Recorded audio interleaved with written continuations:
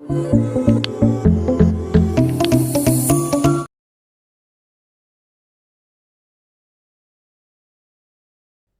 दोस्तों, welcome to Commerce Nation learn with confidence. My name is Aman. दोस्तों, आज अपना बिजनेस ऑर्गेनाइजेशन का 9th पार्ट है, जो कि आपके बीएचयू बीकॉम एंड एमकॉम दोनों के लिए बहुत ज़्यादा इंपॉर्टेंट है। दोस्तों बीएचयू बीकॉम के अंदर अलग से यूनिट है जिससे 15 क्वेश्चन पूछे जाते हैं बिजनेस ऑर्गेनाइजेशन के। एंड दोस्तों एमकॉम के अंदर बिजनेस ऑर्गेनाइजेशन, मैनेजमेंट और एनवायरमेंट तीनों का कंबाइंड से 24 क्वेश्चन पूछे जाते हैं। ठीक है, अगर आपको इसका पीडीएफ चाहिए तो आप लोग हम लोग का कॉमर्स सेशन का एंड्रॉइड ऐप डाउनलोड कर सकते हैं, जहां पे आपको इसका पीडीएफ फ्री स्टडी मटेरियल में फ्री में मिल जाएगा दोस्तों। ठीक है, एंड दोस्तों आप लोग वहां पे हम लोगों के प्रीमियम कोर्सेज को ज्वाइन कर सकते हैं। दोस्तों प्रीमियम कोर्सेज का मतलब है कि आप लोग वहां पे 10 प्लस टेस्ट सीरीज ऑनलाइन हम लोग के ऐप में दे सकते हैं। साथ में आपको 2000 से ज्यादा एमसीक्यू क्वेश्चन पीडीएफ में विथ आंसर प्रैक्टिस करने के मिलेंगे। एंड 10 प्लस जो ऑनलाइन टेस्ट सीरीज है वो आपको बहुत मदद करेगी आपके बीएचयू बीकॉम को एंड बीएचयू एमकॉम को निकालने के लिए। इतना पढ़ने के बाद आपको टेस्ट जरूर देना चाहिए, एंड वो टेस्ट ऐसे डिज़ाइन किए गए हैं कि आपको बहुत ज़्यादा बेनिफिट होने वाला है दोस्तों। एंड आपके सारे सब्जेक्ट्स के नोट्स वहाँ पे अवेलेबल हैं, एंड बहुत जो अवेलेबल नहीं है वो हर दिन वहाँ पे अपडेट भी हो रहे हैं दोस्तों। बहुत बच्चों ने ज्वाइन किया है, उनका रिस्पॉन्स भी अच्छा रहा है एंड अच्छा जा भी रहा है। तो आप लोग भी जल्दी ज्वाइन कीजिए दोस्तों, एंड अपने तैयारी को और अच्छा बनाइए। ठीक है, आज जो अपना वीडियो है वो 10th पार्ट है, इसके पहले 9 वीडियो अपलोड हो चुके हैं। ठीक है, बिजनेस ऑर्गेनाइजेशन का। ठीक है, तो आते हैं इस चैप्टर का नाम क्या है दोस्तों, private and public and global enterprises. अब ये क्या होता है दोस्तों, बहुत लोगों को गलत फहमी है कि पब्लिक कंपनी को गवर्नमेंट कंपनी कहा जाता है। बहुत कॉमन डाउट्स जो सबको होते हैं, चलिए देखते हैं क्या है। तो दोस्तों सबसे पहले प्राइवेट सेक्टर, अब ये क्या होता है, इंक्लूड ऑल दोज इंटरप्राइजेस, वो सारे बिजनेस विच आर मैनेज, जो कि manage and owned by individual या फिर ग्रुप ऑफ इंडिविजुअल, जो कि कुछ योग या कुछ योगों का समूह चलाता है। जैसे कि सो पार्टनरशिप हम लोग ने अच्छे से पढ़ा है, पार्टनरशिप हम लोग ने अच्छे से पढ़ा है, HUF Hindu undivided family, corporate society हम लोग ने अच्छे से पढ़ा है, एंड कंपनी के बारे में हम लोग ने अच्छे से पढ़ा है। यहाँ पे एक इंपॉर्टेंट चीज, एक कंपनी को फॉर्म करने के मिनिमम कितने पार्टनर चाहिए। तो दोस्तों एक कंपनी को फॉर्म करने के मिनिमम कम से कम एक पार्टनर चाहिए, क्योंकि एक नई टाइप की कंपनी है जिसको बोलते हैं 1 पर्सन कंपनी। एंड दोस्तों ये जो प्राइवेट कंपनी होती है, ओपीसी हमेशा प्राइवेट कंपनी होती है। ठीक है, तो यहाँ पे ये भी क्लियर हो गया, ये हम लोगों ने प्राइवेट सेक्टर को पढ़ चुका है पूरा पीछे। अब आते हैं पब्लिक सेक्टर के ऊपर। दोस्तों पब्लिक सेक्टर का क्या मतलब होता है, सारे डाउट्स को आज क्लियर करते हैं बहुत अच्छे से। ठीक है, इंक्लूड ऑल दोज इंटरप्राइजेस, मतलब all those business which are manage, जो कि मैनेज किए जाते हैं, एंड ओन्ड, मतलब जो मालिक होते हैं पार्टी और हुई बाई सेंट्रल या स्टेट गवर्नमेंट, मतलब जो आधे तरह से या पूरे तरह से सेंट्रल या स्टेट गवर्नमेंट के होते हैं उनको पब्लिक सेक्टर्स कहा जाता है दोस्तों। ठीक है, आधे या पूरे तरह से उनको पब्लिक सेक्टर कहा जाता है। एंड दोस्तों which comes under the special act of parliament, जो स्पेशल एक्ट ऑफ पार्लियामेंट से बनाए गए हैं, जैसे कि अपना क्या हो गया IBI। ठीक है, ये स्पेशल एक्ट ऑफ पार्लियामेंट से बनाया गया है, तो ये क्या है, ये भी पब्लिक सेक्टर के अंदर ही आता है। Government participate in economic activity, government economic activity के अंदर पार्टिसिपेट करती है। इकोनॉमिक एक्टिविटी का मतलब भैया हर वो काम जिससे कि इंसान पैसा कमाता है उसको इकोनॉमिक एक्टिविटी बोलते हैं। थ्रू दिस इंटरप्राइजेस, इन सब इंटरप्राइजेस की मदद से गवर्नमेंट इकोनॉमिक एक्टिविटी के अंदर पार्टिसिपेट करती है। ठीक है, ये भी हो गया अपना। अब आते हैं डिपार्टमेंटल अंडरटेकिंग। अब ये क्या होता है, oldest and traditional form of business enterprises, ये ओल्डेस्ट एंड ट्रेडिशनल फॉर्म है। ठीक है, उसके बाद manage by government officials, government department इसको चलाते हैं। ठीक, comes under the concerned ministry, ये सीधी मिनिस्ट्री के अंदर आते हैं। Which is answerable to government to parliament, जो कि भैया पार्लियामेंट में गवर्नमेंट को जवाब देना पड़ता है उस मिनिस्टर को। ठीक है, एग्जाम्पल है दोस्तों, railway minister is responsible for all the activity of railway, railway minister सब लोग रिस्पॉन्सिबल होता है रेलवे के काम के लिए। आपके ये आज का क्वेश्चन कि करंट में रेलवे मिनिस्टर कौन है दोस्तों, आपको कमेंट करके इसका जवाब देना है। ठीक है, अब दोस्तों आते हैं फीचर के बारे में। फीचर क्या क्या है, फुली फाइनेंस बाय गवर्नमेंट, पूरा पैसा इसके अंदर गवर्नमेंट लगाती है डिपार्टमेंटल अंडरटेकिंग के अंदर। Appointment of employ as per government terms and condition, जो भी इसमें एम्प्लॉय का रिक्रूटमेंट होता है वो गवर्नमेंट के टर्म्स एंड कंडीशंस होती हैं। Subject to accounts and audit, इसके भी खातों की जांच होती है, ऑडिट होती है। ठीक है, employ accountable to concern minister, employ जो है सीधे मिनिस्टर को रिस्पॉन्सिबल होता है कि भैया काम क्या हुआ, कैसे हुआ, क्या दिक्कत है, सब कुछ। Manage and control by government department headed by concern minister, government department इसको कंट्रोल करता है, एंड उस डिपार्टमेंट को हेड कौन करता है, सीधा वो मिनिस्टर। ठीक है दोस्तों, तो आपको मैंने जो क्वेश्चन पूछा उसको कमेंट करके जरूर आंसर दीजिएगा। एंड आपको पता है तब, नहीं पता है तो गूगल करके आंसर देंगे तो उसका कोई फायदा नहीं है दोस्तों। अपने आप से ईमानदार रहिए, क्योंकि बीकॉम एंट्रेंस एमकॉम एंट्रेंस आपकी ईमानदारी से ही निकलेगा, चीटिंग करने का कोई भी फायदा नहीं है। ठीक है, नहीं पता तो कोई बात नहीं, बट जो पता है वही कमेंट कीजिएगा।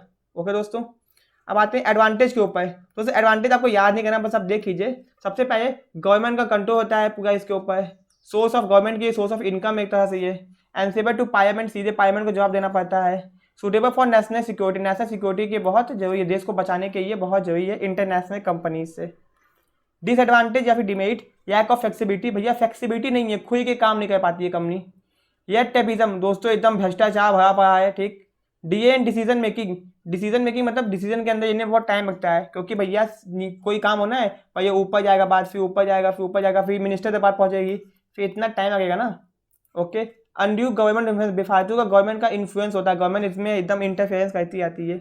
Bureaucracy and conservative approach, bureaucracy मतलब कोई भी काम बिना किसी क्या बोलते हैं सोर्स पानी के काम यदि हो नहीं पाता है, हर चीज के पीछे सोर्स पानी जगह होता है, ठीक। Indifferent to customer need, customer की नीड से मतलब ही नहीं है, अब वो जो सामान दें आपको लेना ही पड़ेगा, ठीक है। कस्टमर की नीड्स यहाँ पे इंपॉर्टेंट नहीं रखती है दोस्तों, ठीक है।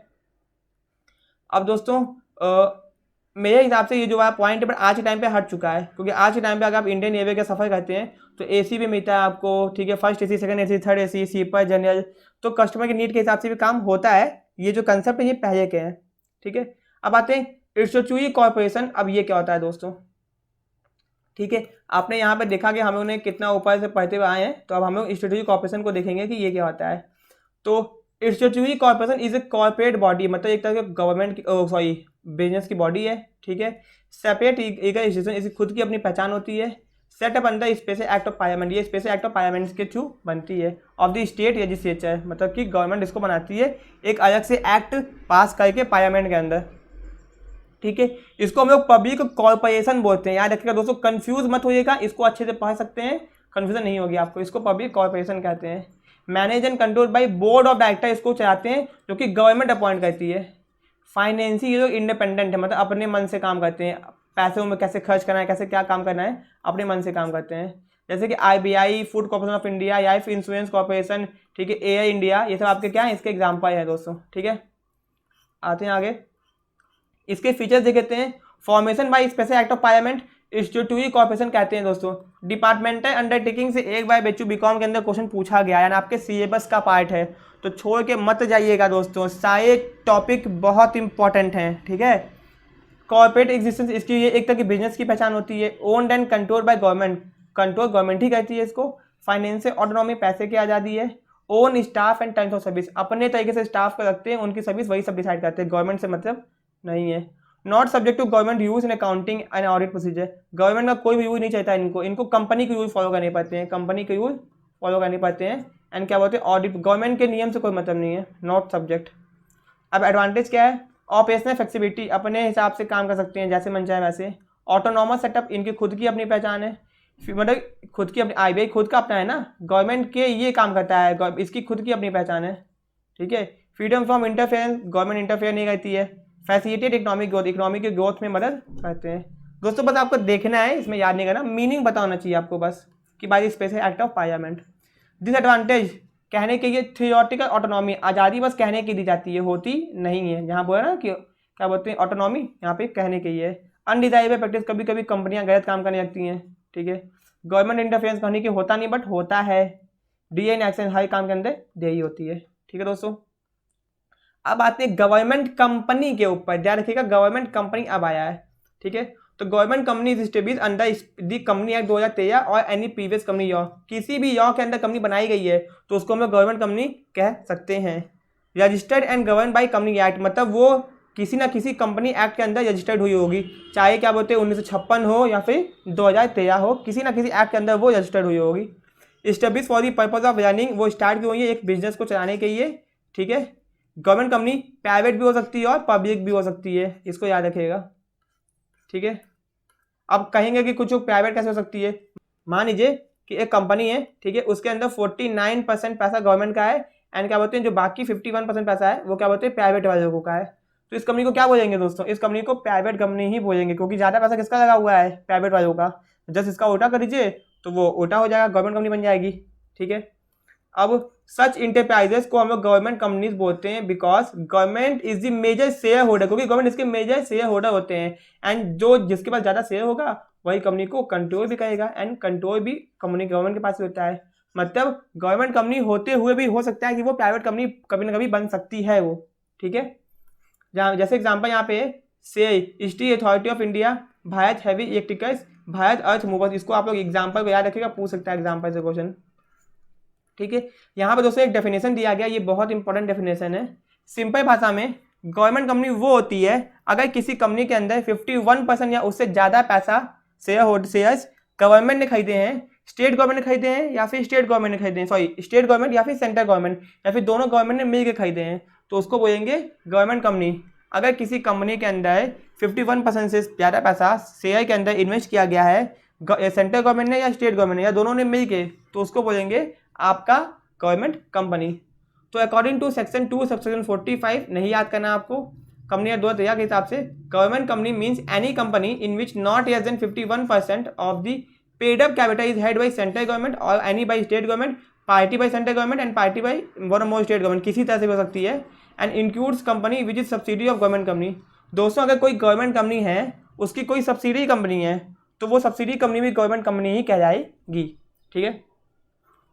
अब इसको देख कहते हैं registered under companies act, companies act के अंदर रजिस्टर्ड होता है। सेपरेट लीगल एंटिटी, ये खुद की अपनी पहचान होती है। Manage by board of director, जो कि गवर्नमेंट अपॉइंट करते हैं, क्योंकि ज़्यादा शेयर है उनके पास है तो बोर्ड ऑफ डायरेक्टर भी वही अपॉइंट करेंगे। Govern by provision of MOA and AOA, memorandum of association and article of association.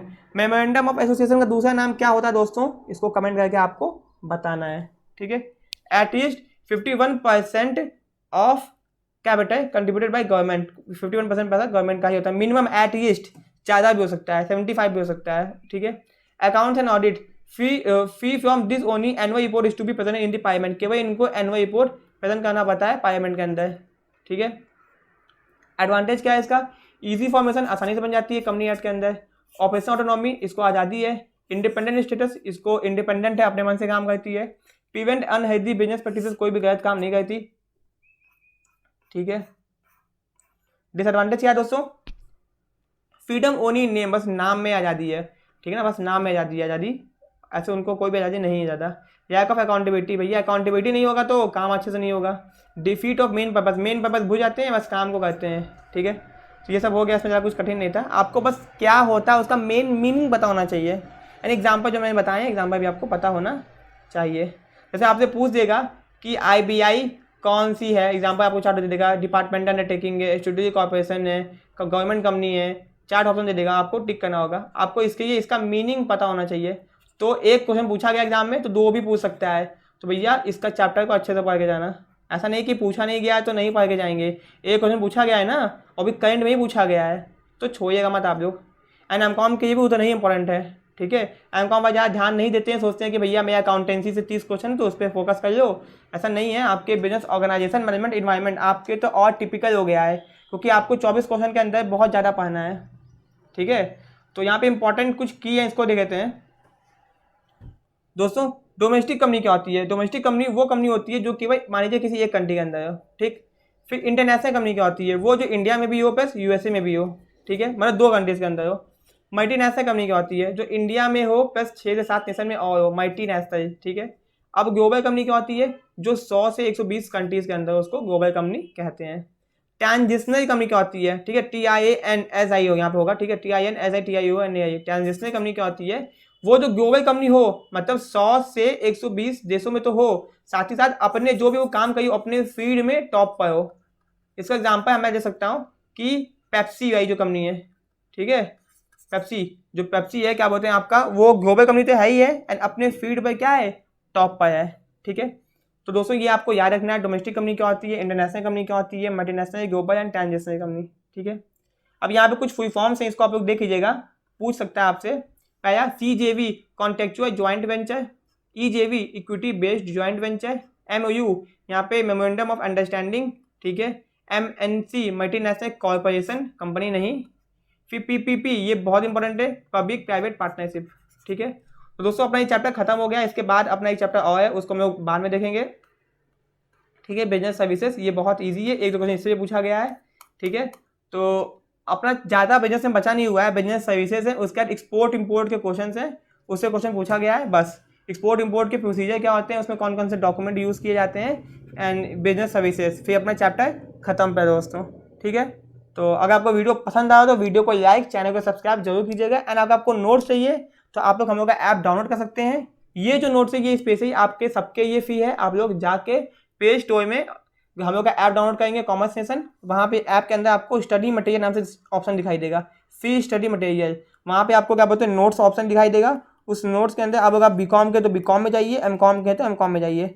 Business organisation के अंदर इसका पूरा नोट्स आपको दिया गया है, ठीक है, तो जाके डाउनलोड कर सकते हैं। अगर आपको सारे सब्जेक्ट्स के नोट्स चाहिए एकदम अच्छे तरीके से तो आप लोग हम लोग का प्रीमियम कोर्स ज्वाइन करिए, जिसकी प्राइस 499 है केवल, ठीक है। 400 आप लोग ज्वाइन करिए, जिससे आपको सब कुछ मिलेगा। सब कुछ का मतलब दोस्तों 10+ ऑनलाइन टेस्ट सीरीज, मतलब आपने इतनी पढ़ाई की है, मैनेजमेंट मैंने खत्म कर दिया, उसकी प्रैक्टिस के लिए आपको ऑनलाइन टेस्ट सीरीज। दोस्तों अगर आप बीकॉम में हैं तो देख लीजिए, बीकॉम में आपके 150 क्वेश्चन आते हैं, 150 × 10, तो भैया 1500 क्वेश्चन की प्रैक्टिस तो ऐसे हो गई, एंड 2000 PDF तो आपको प्रैक्टिस करने के दिए गए हैं, ठीक है। देख लीजिए 3500 क्वेश्चन तो आपके ऐसे हो गए, ठीक है। अगर आप कॉम में है तो 120 क्वेश्चन × 10, 1200 क्वेश्चन ये हो गए, एंड दोस्तों 2000 क्वेश्चन PDF के अंदर, ठीक है। 3200 क्वेश्चन आपके यहाँ पे हो गए, ठीक है। ये तो केवल प्रैक्टिस के ही है, एंड नोट्स आपको अलग से मिल जाए, ठीक है। एंड इंपॉर्टेंट जो टॉपिक्स है वो भी ऐप के अंदर ही डिस्कस किए जाएंगे, ठीक है। तो दोस्तों अगर पॉसिबल तो आप लोग जाके ज्वाइन करिए, आपको बहुत बेनिफिट होगा, क्योंकि यूट्यूब पे सब कुछ हमने फ्री में दे दिया है, बट आपको प्रैक्टिस करना उतना ही इंपॉर्टेंट है जितना आपको पढ़ना। पढ़ सब लोग देता है, कर बहुत कम लोग पाते हैं। तो अगर आपको अच्छे से करना है एग्जाम के अंदर, क्वेश्चन के डाउट्स को एकदम क्लियर कंसेप्ट रखना है, कोई भी डाउट में क्वेश्चन में दिक्कत ना हो, तो उसके लिए हम लोग का ऐप डाउनलोड कीजिए एंड जाके प्रीमियम कोर्सेज को ज्वाइन कीजिए, आपको बहुत बेनिफिट होगा, ठीक है दोस्तों। मिलते हैं अपने नेक्स्ट वीडियो में। Thank you so much.